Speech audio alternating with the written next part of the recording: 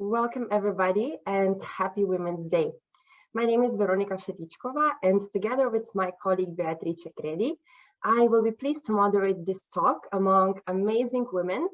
But before starting, I would like to give the floor to Marco Korinak, the president of the European Liver Patient Association. Marco, please. Thank you very much, Veronika. It's an immense pleasure to say in the name of European Liver Patient Association, big congratulations to all the women in the world, and especially this event today, which we dedicated in the memory of Emilia Rodriges. She was a fighter for patient rights from Portugal, saying always, do not fight for the patient, but fight with the patient. And today we have a bunch of interesting and amazing women that will present their work, their fight, how they are changing the world that we are living. It's amazing that even in the 21st century, we need to address this issue today and more than ever, because women are still around the world not in the same position as men. So it's impeccable for us to say something about this and to present you the women that are making a difference in the patient field and the women that are making a difference in ELPA. So I'm looking forward as well as you to see what we have in for today. So I'm giving the floor back to Veronika. Thank you, Marco. Thank you for your introduction words. Emilia was indeed source of strength and inspiration for ELPA. So I am happy that we are continuing with this Women's Day. This is our second edition, so I'm really looking forward to our discussion. Beatrice, over to you. It's a pleasure to be with you today. And talking about inspiration, we would like to introduce to you Zakia Khattabi. She is a Minister of Belgium for Climate, Environment, Sustainable Development and Green Deal since 2020. And she has an exceptional message to share with us today. Liver is a key organ in the human body. You all know better than anyone how liver malfunctioning can have a devastating impact. As Minister for the Climate and Environment, I'm concerned by the growing evidence that environmental toxins are a significant risk factor for liver disease. It is an old adage that an ounce of prevention is worth a pound of cure.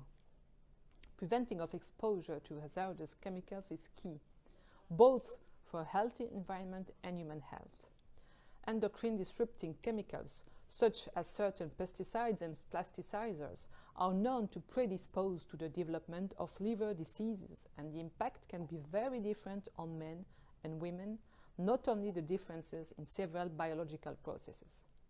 Women are particularly vulnerable to exposure to endocrine disruptors as they are found in many products they are more likely to use: cosmetic, menstrual pads, cleaning products, baby toys. We should phase out toxic chemical compounds and prevent them from being released in our environment.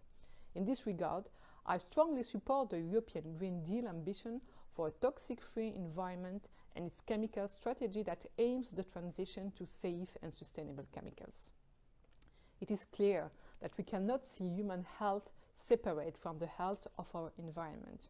There is only one health, likewise for liver diseases, and this is at the heart of my political agenda.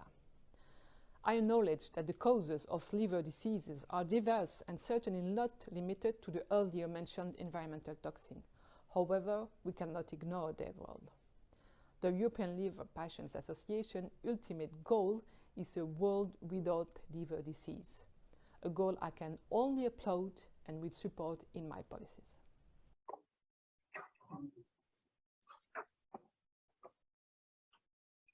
Thank you very much, Ms. Khattabi. What an excellent speech.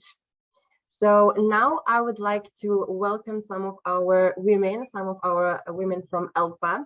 And I'm happy to introduce Ms. Yanula Kula from Cyprus. She is the president of the Cypress Liver Patient Association. Yanula, welcome. The second speaker is Ms. Lola McCullough, president of Leverforeningen from Denmark. Lone, welcome. And last but not least, we have Dr. Reham Soliman, lecturer of infectious diseases, Ports at University Egypt.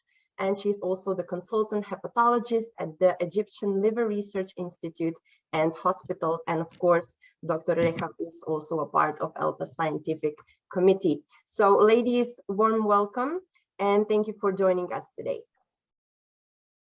Thank you for joining us today. Janula, I'm starting with you. You are an expert, I would say more than expert, patient advocate, but how did you become a patient advocate?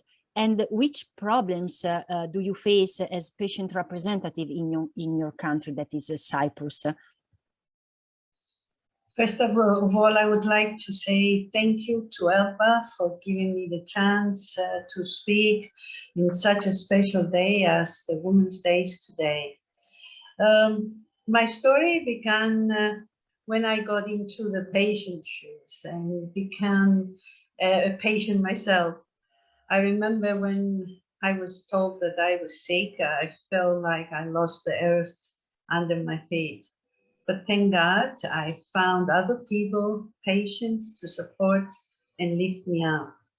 Since then, I have been actively advocating for people with liver problems. I think the biggest challenge I faced as a patient representative was the beginning of the COVID-19 pandemic. And I say that because very, very little could have been done, and to assure patients' rights were met at that period of time. I really hope that our war will never ever reach the point where decisions depend on available resources in addition to clinical necessity. Since then, the coronavirus functioned like an avalanche and brought with them many other problems. As a chain reaction, we saw the reduction of volunteers, restrictions of action, financial burden. All the medical dynamics have been channeled in the treatment of this disease, and unfortunately, there was no room left for other diseases such as liver disease.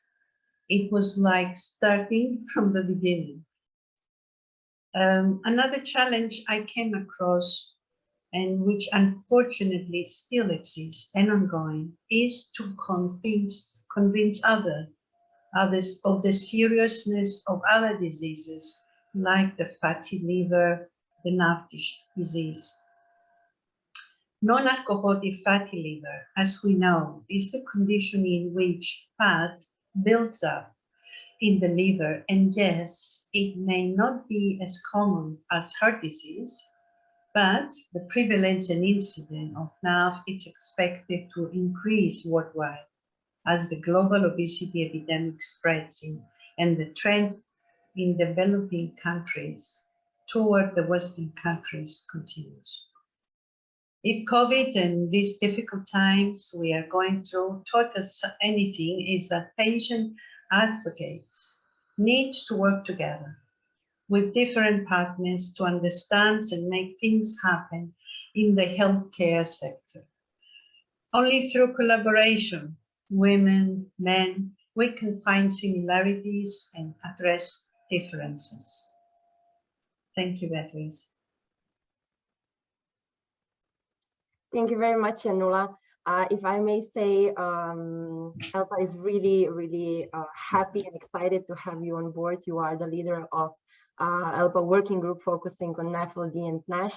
And I would like to say thank you for your devotion. You are really also a source of strength, and you are pushing forward the awareness and activities in the field of fatty liver. So we are looking forward to this group that you are leading and all the activities and results that I am sure will be shortly visible.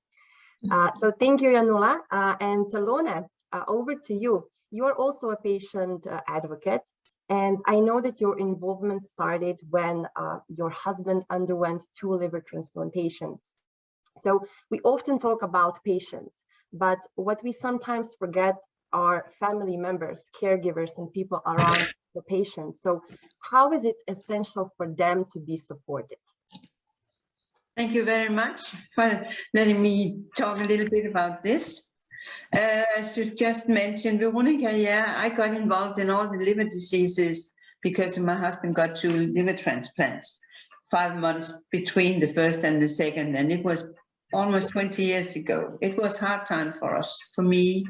It was really hard because I have never thought of things like that coming into my life. But he was a patient. He was really sick, and I was his wife. We were just married a couple of years before, and then he got that liver disease. It was hepatitis C that he had, and we didn't know about that. So, and he was from America, so he didn't know the Danish system. He didn't know the Danish language. So I had to be, and I wanted to be next to him from day one. And it gave me a lot of opportunity to read about what is a liver disease. How come that people get it, and what can we do? So as I said, I was next to him at day one, and helped him all that I could. But a lot of things from the health system, from the Danish hospitals, was that they didn't accept that I was next to him as a relative. And sometimes I got really mad because I knew a little bit of what was going on with him. So, but I've fought a lot to be accepted and respected. And a few times they have asked me if I was educated in health system, because I've found out a lot of things of what was going on with him.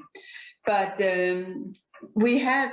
now he's okay, but I found out that the health system are not educated to take care of relatives. They're not. They try to, but they're not.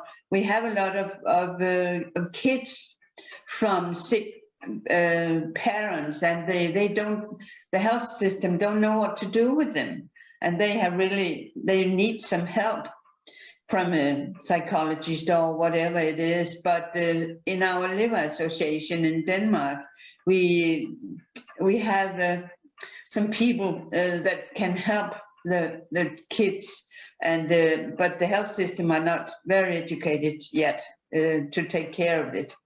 So to be accepted it's really, as a relative, it's really number one. That you are there, you know the patient, and you live together with the patient every day. So sometimes they should put the questions to the relative instead of the patient, because sometimes the patient are really so bad that they can't answer, and it's not so good for nurses and doctors when you can't get an answer from the patient laying there. So just ask the relative. Ask how is the patient, how is he or her at home, and so and it's really an accept that we know something. We know maybe more than they think. The doctors and the nurses. We talk a lot about it in the network that I'm involved in, and but it takes years before the situation will change in the Danish health system. But I'm sure they are aware that there's a problem, and that's a good thing. Thank you. Thank you, Lone. I was listening to you and Janula, and I think that the right word to describe the activities of you is commitment. And I think this word is also perfectly describes the life of our next guest. Her name is Laila Haidari. She's the founder of Mother Camp and Thai Begun restaurant to empower Afghan women and fight against addiction in Afghanistan. She was among the 100 most influential women in 2021, according to the BBC. We can listen to her speech through Veronica's voice. Thank you, Beatrice. Ladies and gentlemen, congratulations on Women's Day to you and to all women of the world. I wish today to celebrate equality between men and women and a world free of gender discrimination. I have experienced 40 years of a twisted life that allows me to boldly say that after going through painful experiences, I can understand the suffering of any woman. Nothing is more valuable to me now than saying to a woman, you have to overcome your fears with awareness. I ask you women to face your fears right now and do not let these fears determine the course of your life. When I was 12 years old, one day one family members took me out and bought me a wedding dress. More than I wanted to buy a wedding dress, I wanted them to buy me a doll that day. The only thing I wanted at that age was to play with my dolls and go to school and spend time with my sisters. But after wearing that white dress, I was responsible for carrying the burden of a hard life I knew nothing about. Instead, I had the feeling of a doll whose owner leaves it behind in the rubbish on a dark, cold night. Now that I look back on those days, I feel above all the vacancy of a woman in my life who could have acquainted me with the suffering on the world of women sooner and before I experienced the pain myself. Imagine you are a 12-year-old child thrown into a sea. If a good coach is found at that moment who can guide you through, you will be saved more easily. I was a child who, at the age of 12, was thrown into the turbulent sea that plunged me deep into it all, and it took me 7 years to save myself. I was lucky to be able to face my fears. This confrontation was deadly for me in some ways. I had to leave my 3 children. I literally bribed my ex-husband for the divorce, and when I was alone, I had nowhere to go.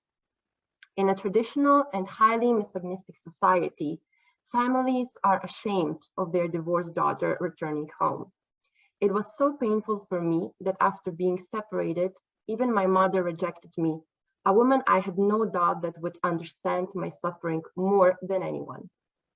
The first moments of loneliness were accompanied by a rush of fear. I had no place to sleep at night, so I was in danger of being harassed.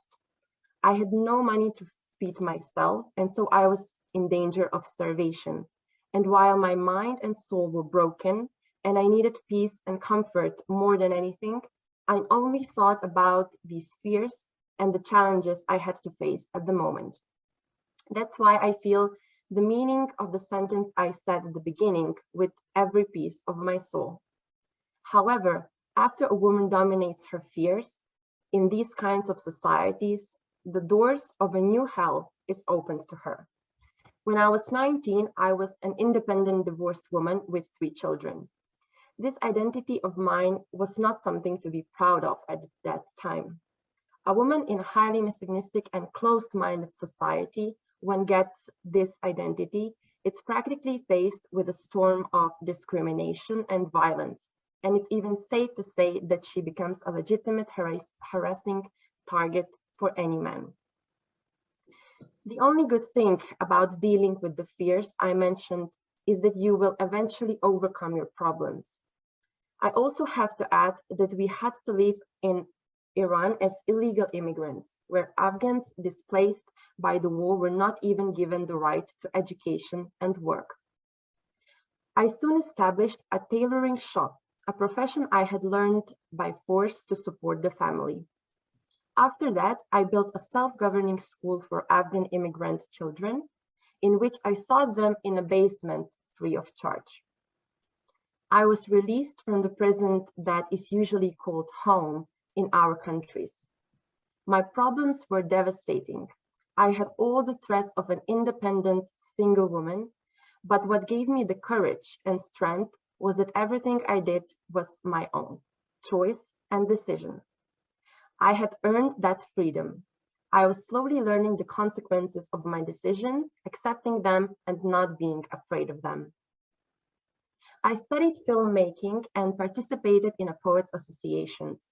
With great difficulty, I made 2 documentaries, but suing immigrants who were subjected to violence by Iranian racists caused me a new trouble.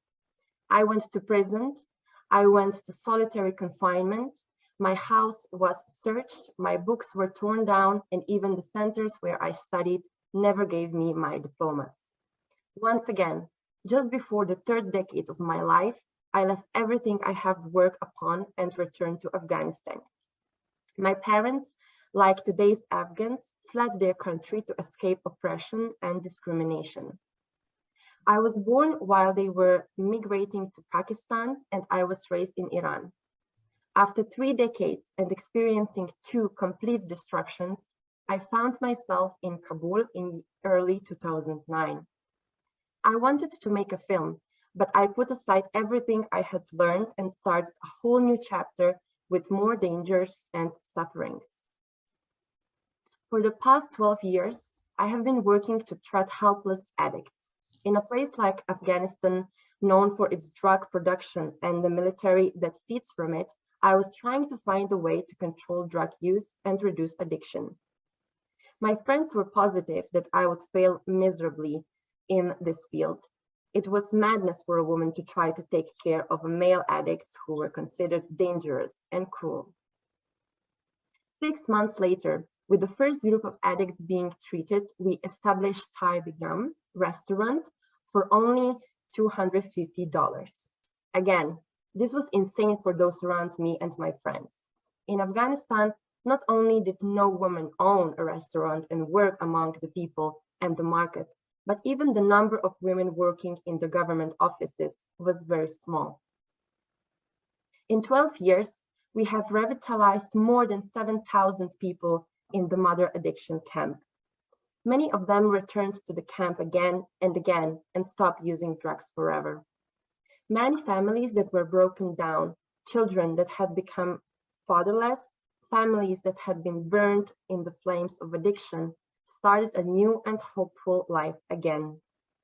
We also supported 100 young children to be educated and sent girls to university. I was thinking about expanding my business, hiring more people and more work, and helping the Afghan women's community. I was a woman, and 4 decades of my life, moment by moment, tied to resistance and struggle and breaking and not giving up, had taught me that we women, and especially women in backward societies, needed 2 things to be empowered by and end the cycle of infinite suffering: awareness and economy. Acquiring knowledge and economic activity is the only way to salvation, which on the one hand acquaints women with the dark and discriminatory aspect of human life, and especially us women, and on the other hand consistently paves the way for us to be effective at home, in society, and the government, as it gives us personality. As we pondered these issues, we went through the economic and humanitarian crisis of the COVID-19, which hit me harder than most. On August 15 last year, just as I was having difficulty walking due to a sprained leg, Kabul fell to the Taliban. The fall passed slowly, but the destruction was beyond words. For me, this was the day that a black hole was opened in my life and swallowed everything I had gained in 13 years in just 3 hours. Everything is gone. 13 years of my real life, my real suffering, my pains and my hopes are now a mere dream. I felt like waking up from a 13-year sleep. I do not remember for a week eating or drinking anything, or even listening to a calming music. It took me a month to gradually wake up. Once again, the biggest shock of my life came to me, and women were once again brutally removed from all spheres. Wasn't it time for me to forget everything and find a quiet corner in this world to rest a bit? My mind and body agreed with this, but my brain was full of voices asking me for help. A woman had lost her job and had to collect other people's food waste so that their children would not starve. Another woman had nothing in her yard and had to collect plastic and paper from the allies to keep her children warm. A 15-year-old girl had to work day and night to feed her family. She cried whenever she remembered she could not study anymore. I received dozens of calls and messages every day asking for work, food, fuel, and help. How could I gently pull myself out of such a disaster? Dear ladies and gentlemen, I'm talking to you now about a country where 90% of the population have fallen below the poverty line. 15 million out of a population of 30 million are at risk of starvation. People are still in shock and panic. In this part of the world, where the world has decided to be indifferent to its pain and suffering, we are struggling to keep hope alive, especially for women and girls. We are building training centers for girls to study and learn technical jobs to strengthen their economy. I meet these eager and fighting girls every day who strive with all their might to achieve a better tomorrow. I see girls every day for whom sitting in class and listening to the teacher is the biggest entertainment of their lives. They take their pens and books after they are free of their carpet-waving instruments when they finish cleaning people's houses for a little money. For this reason, I have no other story for you than this tireless struggle of women for a better tomorrow and their courageous resistance to keep the light of hope shining in the depth of darkness. What I'm talking about is the importance of hope and will and awareness. To go to war with our fears with these three tools, to go to the things that bother us and ruin our day, and finally, to look at empathy and helping the needy as a moral responsibility, not a legal or business issue. I was mistakenly diagnosed with cancer and received chemotherapy for a year as they thought I would not live long. What I am saying is that I am familiar with pain in the true sense of the word, and I deeply understand that any kind of illness of women is more painful than men because the environment, society, and facilities, even in the most equitable societies, are clearly denied to women. We suffer because of illness or living in a ruined society or dealing with evil people or a combination of all of these at the same time. We break the hardships of life. We often lose hope and belief. Sometimes the pain is so severe that we think of nothing but immediate that. Nothing can save us more than a deep inner satisfaction for those of us who experience these moments over and over again in life. Inner satisfaction comes from a sense of usefulness. As much as we alleviate the suffering of others, we also reduce the burden of our own hardships. When we breathe, we must have something to do, and there is nothing better, more fruitful, and more joyful than being able to solve someone's problem or support someone, whether that person is our grandchild, our child, a friend, or someone we simply do not even know. On such a day, I would like to finish my speech by saying, dear ladies, the world we have now is the legacy of a man's thought and action, and world devastated by billions of suffering people.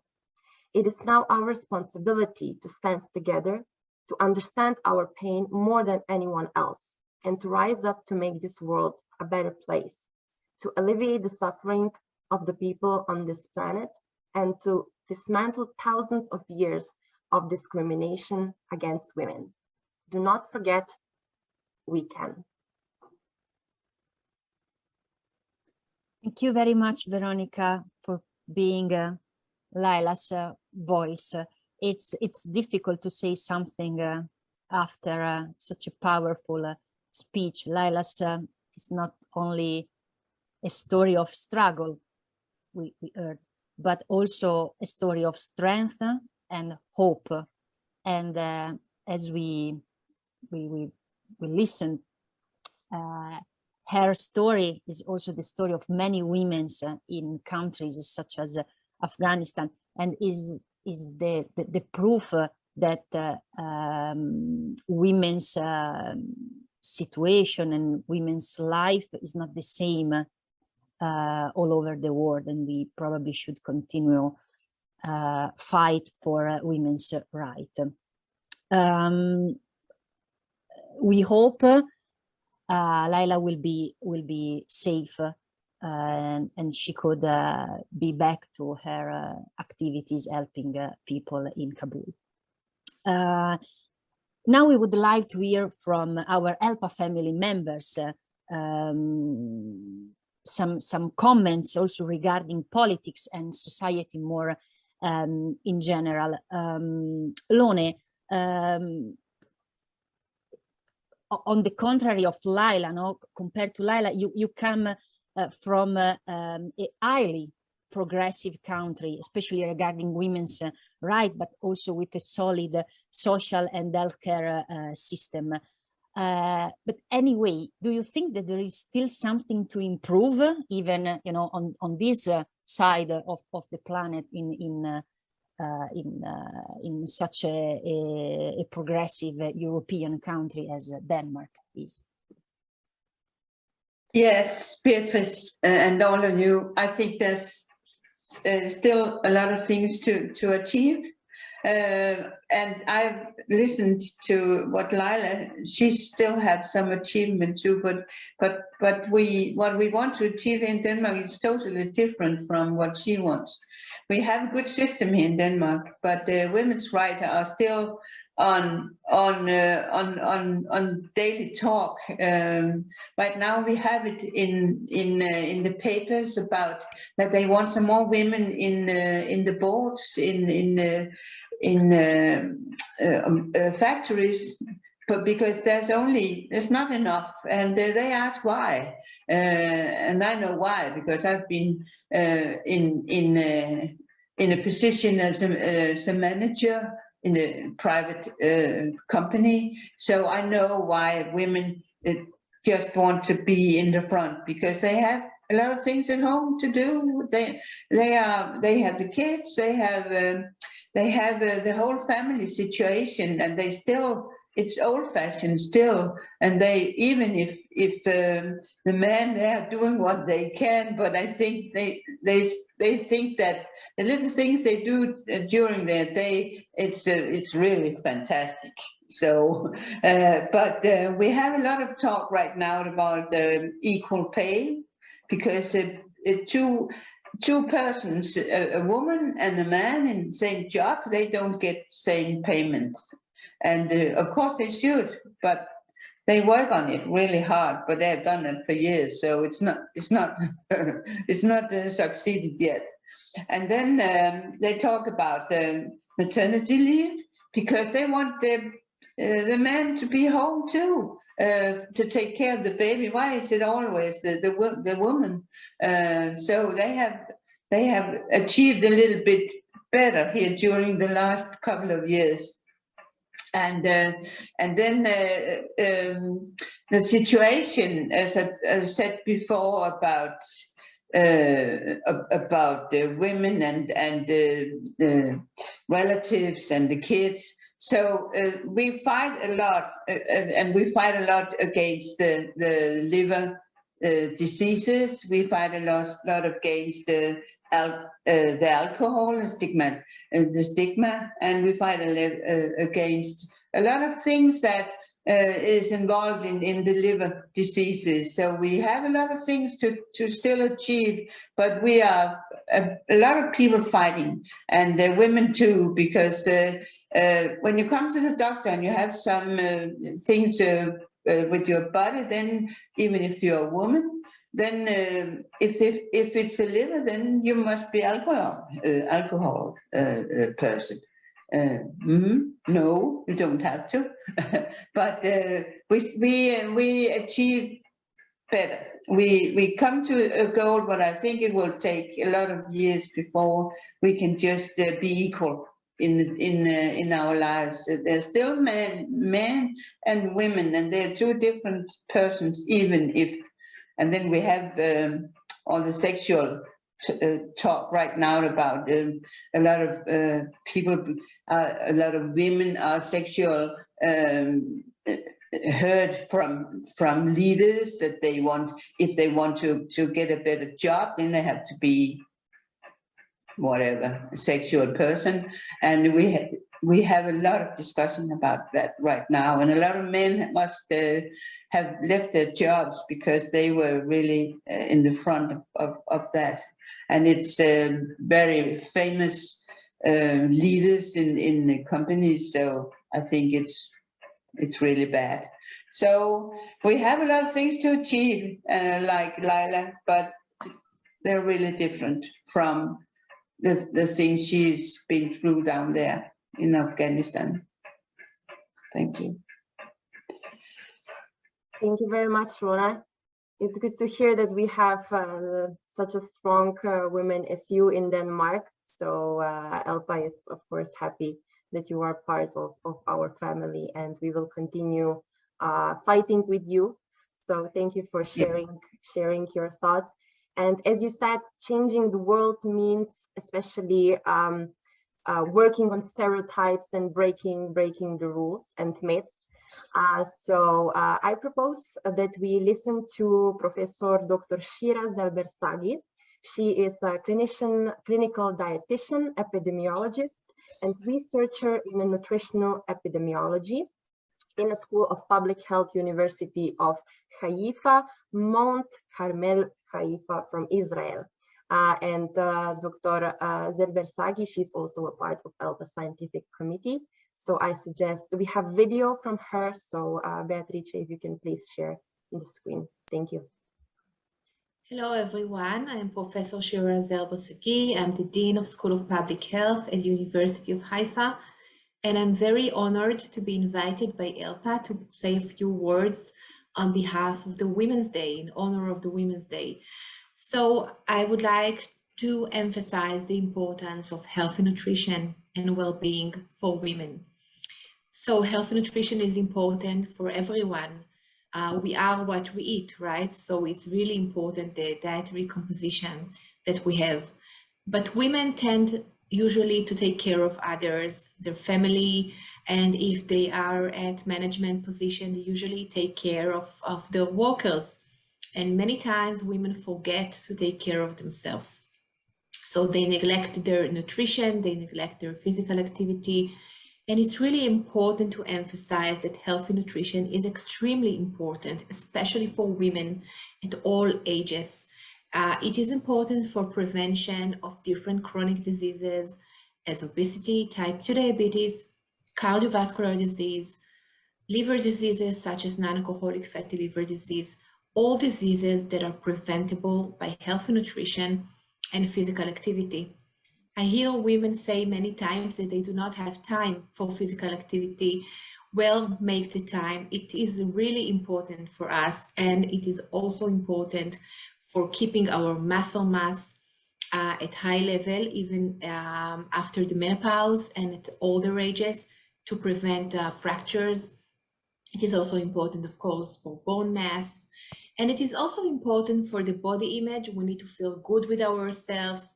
We all come at different weights, different sizes. We don't all have to be lean women.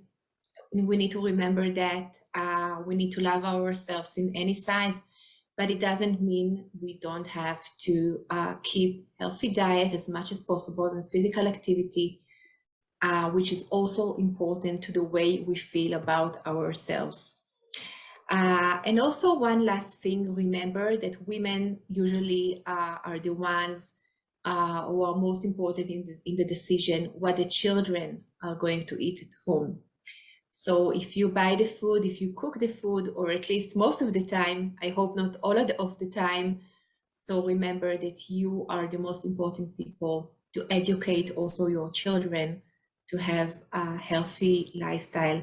And with that note, I really thank you for listening, and I congratulate all women everywhere in the world, and enjoy your positions and enjoy life. Thank you. We thank Professor Shiraz El-Bisagi for her contribution. I would like to be back to our ELPA's representative and also be back to some subject related to society and politics. Yanula, you also describing your activities as patient advocate in Cyprus, you mentioned the COVID-19 pandemic, the COVID-19 crisis. More in general, do you think that the crisis, the health crisis, has affected women more than men, and also increasing maybe gender disparities more in general in the EU? Yes, I believe that the COVID-19 pandemic, it's a major challenge for gender equality. And yes, it has hit women the hardest. Although women were at the front line tackling the pandemic, think that from the healthcare and social care workers, 76% are women. 86% of personal care workers in health services are women.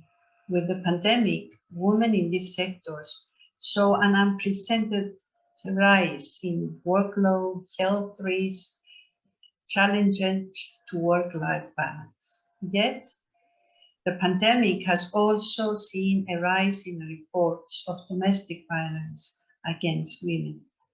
During the first wave of lockdowns across Europe, shelters and counseling staff were overwhelmed due to increased demand.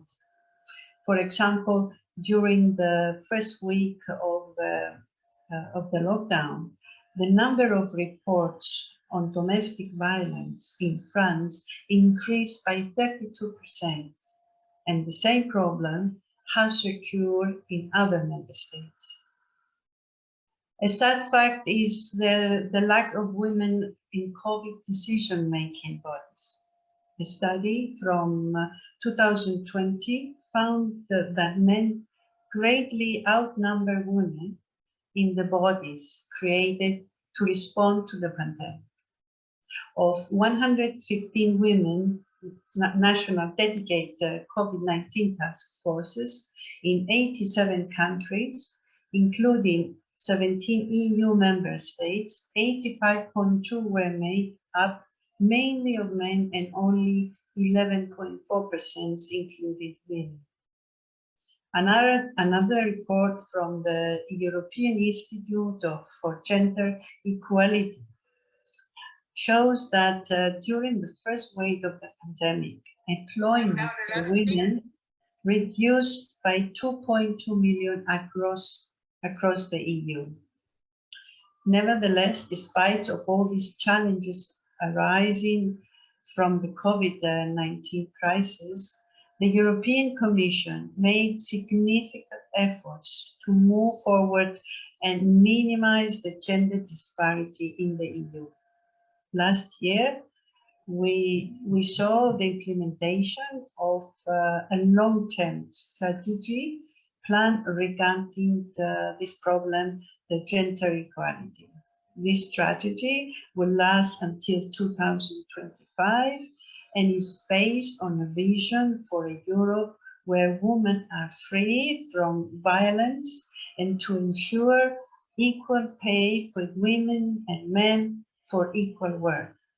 It is also encourages women participation in the labor market. Thank you, Beatrice. Thank you very much, Yanula. I propose that we move forward to the next video that we received from Ms. Michelle Marcione. She is the Global Oncology Patient Affairs at AstraZeneca. So we also received a short video contribution from her. Happy International Women's Day to ELPA, ELPA members, and ELPA supporters. My name is Michelle Marchioni, and I'm part of the Oncology Patient Affairs team at AstraZeneca. I'm sorry that I can't join the roundtable live today, but I'm grateful for the opportunity to share a few thoughts with you all via video. I'm proud to share that AstraZeneca is a company that values women and takes action to accelerate gender equality within the workplace. Aligned with today's theme to break the bias, we're hosting a number of opportunities for employees to consider whether and how deliberate or unconscious bias may affect women in our workplace. We value inclusion and diversity and hold ourselves accountable through our global scorecard, which measures a number of elements, including the number of women in leadership roles. Externally, once again, we've been recognized for our work in this area via the Bloomberg Gender Equality Index, and for a second year in a row have ranked first amongst pharmaceutical companies in the FTSE Women's Leaders Review.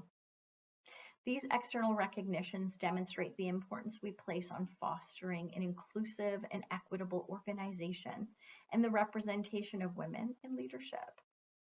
To further reinforce our commitment to supporting women at work and to help women thrive, today we're signing the Well-Being of Women Menopause Workplace Pledge.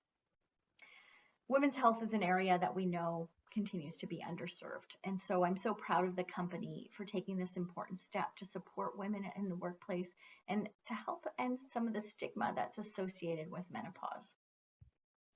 Thank you once again for this opportunity to speak to you all. I'm honored to be a supporter of ELPA, as we all are at AstraZeneca, and I wish you all a very happy Women's Day, and thank you for all of your excellent work to support people with liver diseases across Europe. Thank you very much, Michelle. And thank you for all the women from ELPA's family to be here, and thank you for all the video contributions. And thank you to all listeners to today's Women's Day. And for the final words, video, can you put video? Sorry. For the final words, I would like to give the floor to Marco Korinak, the president of the European Liver Patients Association. Marco, please. Thank you very much, Veronica. I will just say a few things, and then the final word, what should be yours. Sorry, Marco, can I interrupt you? Because Dr. Soliman managed to join us because she has technical problems. I really didn't want to butt in. Sorry, but it's excellent. So we can welcome her and listen to some thoughts. It's very nice to see you, Dr. Soliman. I am so sorry for being late, but I am in the university. It's amazing. Happy Women's Day, first of all. Happy Women's Day. Oh, happy Women's Day to you, to all women. for our listeners, Dr. Soliman, she's connected from Egypt, from the university, because this morning was very busy. So thank you for joining us. May I ask you something very quick? Okay. Very quick. So you have to know that Dr. Soliman is the classic doctor on the patient side, if we can say so. And we know that you participated in a community-based model about education, test, and treat, based on the prevention, the diagnosis, and the treating of hepatitis C infection, that was implemented across basically many villages. You told me 100 villages in rural areas, so probably in small villages.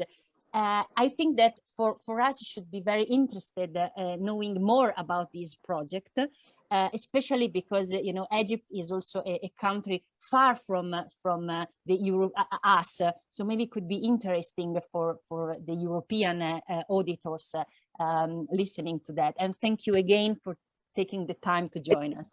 Pleasure. Well, it's it's known that Egypt is one of the highest incidents with hepatitis C. Since the sofosbuvir was invented, it has been a great invention to start treating people. As you know, treating patients. As you know, there was no treatment except for interferon, which wasn't suitable for everyone. Since the direct acting antiviral has been in the market, it gives us an opportunity to treat all patients we see every day. So at first we invented or developed this model, which was educate, test, and treat in one village at first. And then we implemented across 100 villages. So educate, test, and treat. Educate, we have to raise awareness of the villagers first about the virus. How can you get the infection? How can you be infected? So we have to do awareness campaigns along the village, across the village first. We go to the village by the help of the village promoters or an important key person in the village, like the mayor, the imam of the mosque. So, and we gather the villagers at a certain time and start our awareness campaign through 3 or 4 days before we go with the team to test and treat. After raising the awareness of the patients and the villagers about the virus and you should be treated and the importance of the treatment, we have to go to them with the team to start the testing. So we had to screen first all the villagers above 18 years old by rapid tests to know whether the patient is HCV antibody positive or negative, and those who were positive for antibodies, we test them for PCR for HCV, and who tested positive for PCR, we start to do the routine lab work, ultrasound, fibroscan, determine the fibrosis, the cirrhosis, and then they get examined in the village,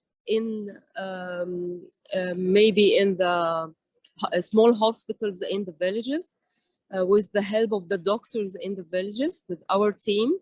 They got examined. Then who is suitable for treatment, we start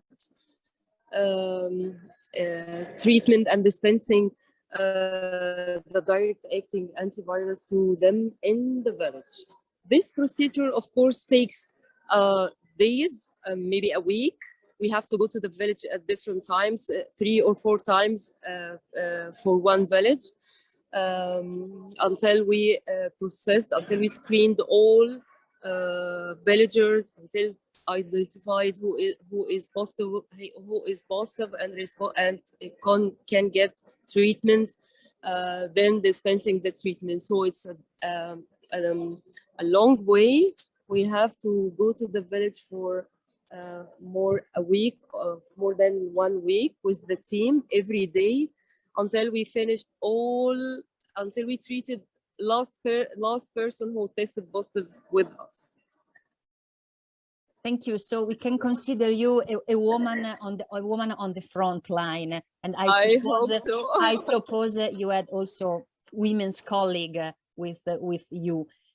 But we know that the environment, the medical environment, it's an environment with a significant gender gap. It's traditionally men lead, but not only in Egypt, kind of everywhere.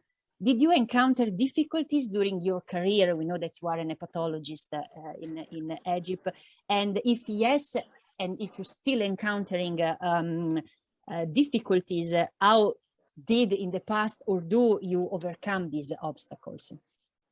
Of course, sure. I encountered difficulties at the beginning of my career. You know, to be a woman in Egypt or Arabic countries, it's difficult to prove yourself. It's difficult to. They always look to women as not a second option, but they prefer men for high positions and for me at my medical school at my residence time. Of course, I found difficulties and obstacles. When it comes to training, they always pick up the male doctor, the main doctor who is the one who should have training, the main doctor who is the one who should attend the meetings, the scientific meetings. So I have to work double shifts. I have to work very hard. I have to do my work and even my colleagues' work to prove that I also had skills, that I also can face the problems. I also can handle physical activities in the department. It took me 10 years to people to have faith in me. And nowadays, I think I have my position, I have my career, and I didn't face these problems nowadays. It was in my start or my beginning in my work. But you did it at the end, so yes, this is a great message. Thank you very much. I was really happy to be with all of you today. Happy Women's Day. So now, Marco, the floor is yours. Thank you very much. I will be very brief. So first of all, thanks to Veronica and Beatrice from ELPA's office to organize everything. And I think it was an excellent meeting that show us not only the importance of the woman, but also what can we achieve if we work together smartly. And my big thanks and congratulations to all the presenters today. I followed everything that was said today, and I felt really humble to see that sometimes women need to work double or to prove herself. And even if we go from Egypt to Western Europe, we can see the same things here. So not many women are in the leadership positions, and in the next decades or maybe years, this should definitely change because it's beneficial for the society as a whole. And for the final word, I will give the word to Veronica. Thank you very much for being here today, and happy Women's Day again. Veronica, the floor is yours. Thank you, Marco. So to all of us who have been watching us, we want to, of course, leave you with a positive message. So in ELPA, we think women's empowerment should not be something that women could or should do or achieve alone. So we should fight all together. And this is what we are trying to do every day in ELPA, despite origins and differences. So thank you for being with us, and happy Women's Day. Happy Women's Day, and thank you to Ivana Dragojevic, ELPA director, who supported us in organizing, supported Veronica and me in organizing this. I think that